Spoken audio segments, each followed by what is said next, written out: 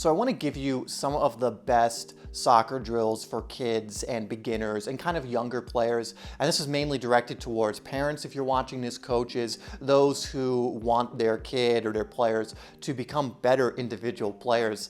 So I'm going to give you some of the ones I found effective when I've been working with clients, or what I just know works. And a lot of these are going to be very, very simple, but if they keep doing them, they keep the repetitions going with these things, it's going to help their development massively. So let's jump into what they are. Before we jump into it, I just want to say a huge thank you to today's sponsor, Football Lineup Manager. This app is a fantastic tool for managers and coaches in order to organize their teams in a very easy and intuitive way. It allows you to add and edit players and assign them to positions, see how many players you have in each of those positions, create and manage teams including different team sizes. So for example, if you're playing 7v7, 5v5, 11v11, and also for different formations. Customize your own kits and also save matches to record how your team did against different opposition and much more. This app was also designed to help managers be able to tinker with formations and lineups live during games. So it was made very quick, easy, and intuitive exactly for that reason. So you can check out this app through the link in my bio in the description down below. It's a must-have for all coaches and managers out there. Now let's get into the rest of the video.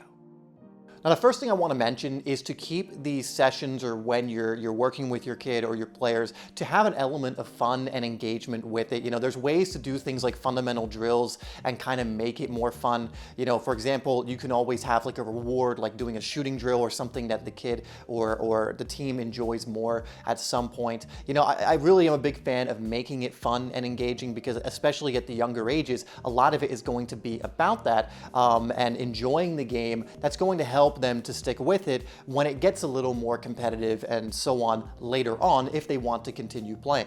So that's just the first thing I want to mention. The second thing is, ultimately you're going to see me doing most of these drills, and to understand it's not going to look exactly the same when your kid or your player's doing it, especially if they're a beginner, and not to worry, to just take it more slow, to be more deliberate with it, not worry about mistakes. That just needs to happen for them to get better. So the first area that's really important is ball control.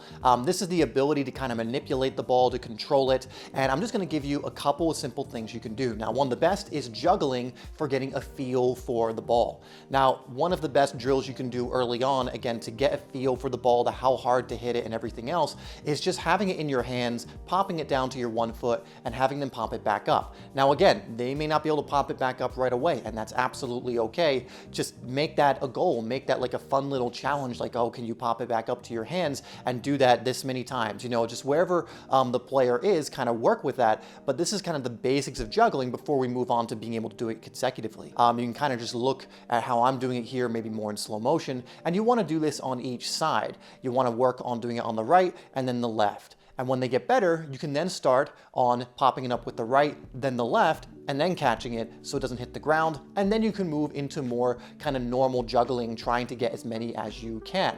But developing these first two steps is going to be crucial in improving this area, getting a good feel for the ball. And this is a drill that can really be done anywhere, at any time. It's not strenuous or anything like that. So a great beginner drill for kids. Now, the next drill is going to work not only on their ball control as well, their first touch, but also their passing, their shooting, and everything else. I'm a huge fan of using a wall and a ball to improve many different areas. And so if you are a parent or a coach, you can instruct your players to go do this in some way as well, is to just practice kicking against a wall with good form, or some surface that's going to rebound the ball back to them, and then having them control it and then play it again. Now, ultimately, you know, you don't need a wall to do this. You can do this in training. If you're working with your kid, you can pass with them or throw them the ball, roll them the ball, and have them practice controlling it and then passing it back, controlling it, then passing it back. You can also work on shooting with this. But ultimately, even if you have a chance for your kid or your players to work by themselves, having a wall is an amazing training tool, because you can do so much by yourself. But this is going to be great to work on different passing patterns, shooting, and ball control. It's one of the things when I was younger improved me more than most things, right? Because you can just get so many repetitions in. Now, again, what I would have you practice is using the side of your foot, or having your kid use the side of their foot to pass it against the wall, and then trap it with the same foot with the side, and continue doing that to work on both sides. And you can even work on having them control it with the outside of their foot, which is a little harder, and you can work your way up. And as you get better and you get good at these more fundamental things, you can start experimenting and practicing with different techniques against the wall. One thing I would encourage is for them, again, to make sure they're always trying to control the ball that's coming back, and to do it effectively. Again, it's going to depend on what level your kid is at. But what I mean is to not kick it, like catch the ball, put it back down and go again, to work on control, to work on precision and these kinds of things, and work on the technique. Next area is dribbling, another really crucial fundamental for kids to learn. And ultimately, this is one of the skills, along with passing and first touch, like ball control, that you're going to use the most when you're in games. The ability to be able to move with the ball at your feet. Now, what I would suggest is working on the general technique a lot, and then we can work on some more, not necessarily still basics, but slightly more advanced. So one thing you can practice is just having a cone, about 18 to 20 yards away. You can go a little further over time as well, and just to practice dribbling with the outside or top of your foot. Now, you may find your kid has a tendency to use the inside of their foot, and that's okay, but just to encourage learning how to dribble at speed with the outside or top of it. And what you want to do is just at a pace where they can control it, so not trying to go too fast, have them dribble to the cone and just go around the cone and come back, and kind of keep repeating that for however long. So you can do a certain number of sets or reps. I would encourage you to help them work on this on both sides. It's, for me, very crucial to make sure they're competent on both sides from a young age. But ultimately, again, just to practice this technique over and over again is going to get them comfortable on just the normal dribbling technique. Now, another dribbling drill that's amazing for kids, this is one I've given clients, like younger clients, and I've seen, again, it's so simple, but the amount of progress they've made when using this has been massive, because it just works on, again, using the parts of your feet and this fundamental that you're going to be using in games all the time. And this is simply cone weaving drills.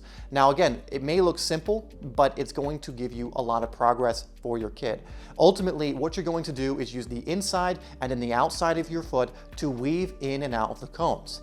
Now, again, as your kid's doing this, it's going to be a lot slower than you see me doing it here, obviously, and just to encourage them to do their best. Ultimately, you will see growth over time if they keep doing this, and you can encourage them to go a little bit faster, encourage them to do it a little cleaner. But again, mistakes are going to be very, very normal. To be gentle with them, it's absolutely okay to have fun with them while they're doing this as well. And ultimately, you want to go in and out of these cones with their right foot, also their left foot, and then you'll see a technique, I'll put it up now, where they're doing both of their feet, which they're going to use the inside, then the outside of the other foot, and then the inside and the outside again.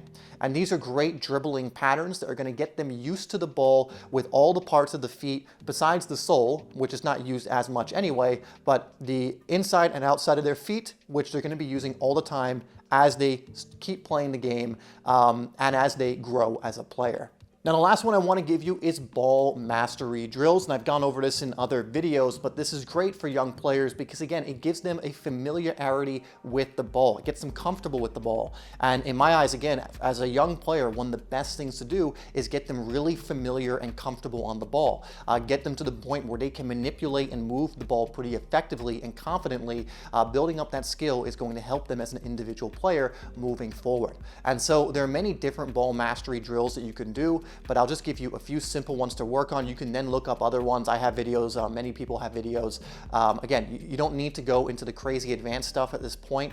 You can experiment with that if it's fun for your kid to do or they want to try it, but stick with the basics at first. The basic ones you can do are toe touches, where you just are on your toes and you kind of have your kid tap the top of the ball, and they do that as fast as they can. Again, controlled, not out of control. If they're out of control, they're trying to do it too fast. So just a nice pace doing that, and just try and do it a little bit better each time. The next one is croquetas, or just tapping it from side to side, or bell taps, I should say. And this is good at working on the inside. It's good at certain skill moves like the croqueta, which they can learn later. So they're going to be doing that. And another one they can do is called triangles, which is going to be one of the more difficult ones for this one, but still is very worth younger players learning. It creates, does a lot of good movements using the sole of their foot as well. It'll help them with drag moves and other things when they get older. That are going to be very useful in matches. So these are the 3 ball mastery drills I recommend they start with, and then once they've gotten pretty competent at these ones, they can move on to other ones. But what's great about ball mastery, again, can be done anywhere. They can do it, at home. They can do it just when they have some free time, whatever. You can add these as a warm-up.